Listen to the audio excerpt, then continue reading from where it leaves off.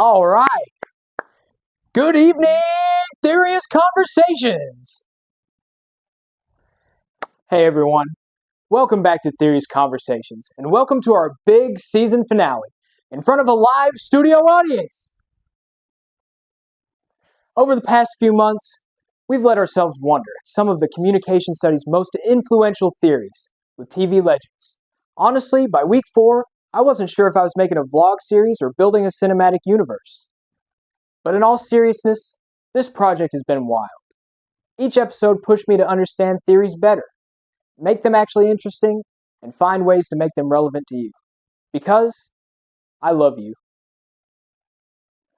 I've learned more about communication than I expected, and also learned that putting on a different voice bi-weekly to do this is basically method acting with a GPA. So tonight, we're doing something special. A finale talk show featuring all my past guests. We'll look back on what we learned, what mattered, and a few disastrous behind-the-scenes moments I definitely did not put in a blooper reel. So, sit back, relax, and enjoy this chaotic final gathering of the Theorious Conversations crew. Our first guest is a scientist, a scholar, and someone with a very earth-toned wardrobe. Joshua Campbell! Josh, you kick this whole thing off. Give us your big-picture thoughts on communication theory. Yes. Communication theory is like exploring a vast universe in itself. Every conversation, every message, every signal is part of a vast, interconnected system. By studying theory, we learn to see the pattern behind the chaos, to understand not just what people are doing, but why and under what circumstances. Wow, that's cosmic. And just for fun, I want to hear more about that drone crash on your episode. Roll the clip. We only have 4 minutes. Get over there. Over the deck to the tree line. And out of my shot, please.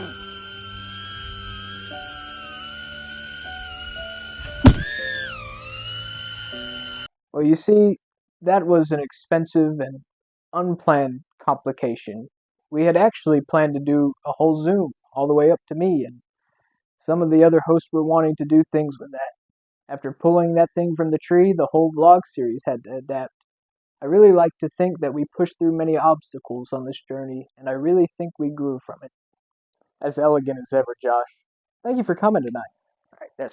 Our next guest, the guy with the perfectly raised eyebrow and the boldness to ask questions like, give it up for the one, the only, unbelievable Josh! Thank you. It's always a pleasure to be on the show. I have to say, Josh, I've been watching your journey and wow, what a transformation. Oh? Tell me more. How have I evolved as a scholar? You went from cautiously tiptoeing through theories to confidently connecting them to real life, media, and even artificial intelligence. Now that's growth. You're able to ask yourself new questions in new ways. Now that's beyond belief. I heard that you had a mishap on set when you were trying to do a Riker maneuver. Do we have a clip? Oh, that got my balls. Right. Keep it. Just a mishap.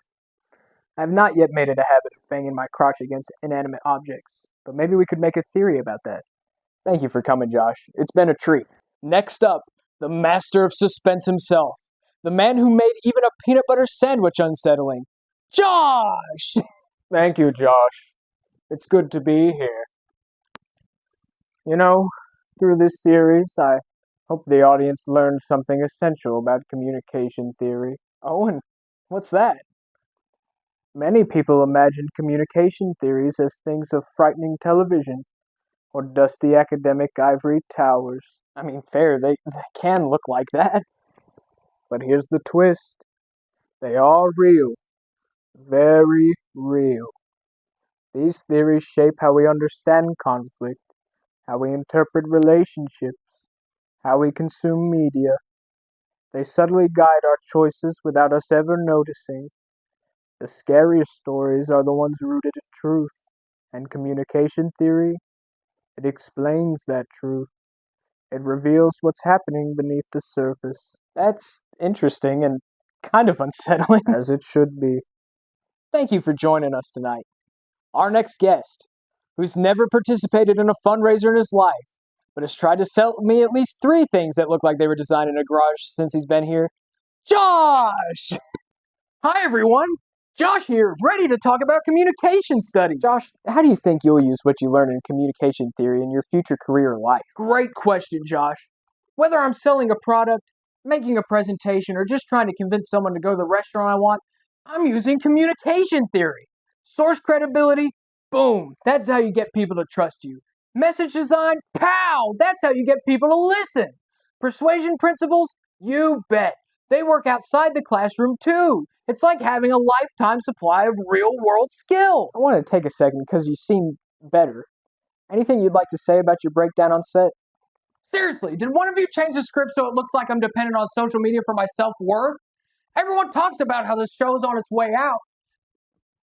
And well, Josh, I'd just like to clarify for the audience that what you saw in that clip was not a breakdown. It was an expressive demonstration of emotional communication theory.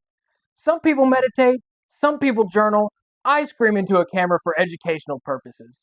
And now, to close out our guest list, someone who taught us that being kind is a form of communication in and of itself. Please welcome the always neighborly Mr. Josh! Hello, Josh. Hello, neighbors. Mr. Josh, as we wrap up this series, how do you think our audience might benefit from studying communication theory? Well, Josh, communication theory helps people understand one another a little better. It teaches us why we are feeling our feelings in conversations, how misunderstandings can happen, and how we can speak so others feel valued. And when people feel understood, the whole world becomes a friendlier place. We could all stand to learn how to communicate with our neighbors, no matter how different or the same they feel to us. Wow, that's really beautiful. I have to ask about the puppet. What were you doing when that idea came about? That was actually the handiwork of a very special person to me. I told her I would like to have a puppet to help talk about my theory, and she went above and beyond. Queen Francine is like a friend of mine. She's very smart, and she's always willing to listen to what is bothering me. That's incredible. This whole series has been super special, and I'm really glad you could be a part of it. Well, folks, that's the whole thing. 1 semester's worth of work has come to a close. We've traveled through the cosmos, solved mysteries, survived suspense, bought some fake products, and learned some heartwarming lessons from a guy in a zip-up sweater. And along the way, I got to dive deep into communication theory. Not just as something you memorize for a test, but as something that genuinely changes how you see people, how you listen, and how you connect. I hope to see you back for Season 2. I would love to have many new questions to answer. We may see each other again, but for right now, turn off YouTube and go talk to someone. Anyone. Go communicate to them how much they mean to you. Maybe you say sorry for something that you feel like happened forever ago. Maybe someone that you used to be close to feels like they've slipped away. Or maybe it's time to be brave and ask some questions on what to do next. I really hope you've enjoyed this series as much as I've enjoyed making it. So as we wrap things up, remember, we can help you find your way through all this information. Sit right there, we'll have ourselves a tiny conversation. Learning something new might come off a bit mysterious. There's nothing we can't do when we start to take things more serious. Have a seat, we'll have some fun, it's spark imagination. Even though it's just a joke,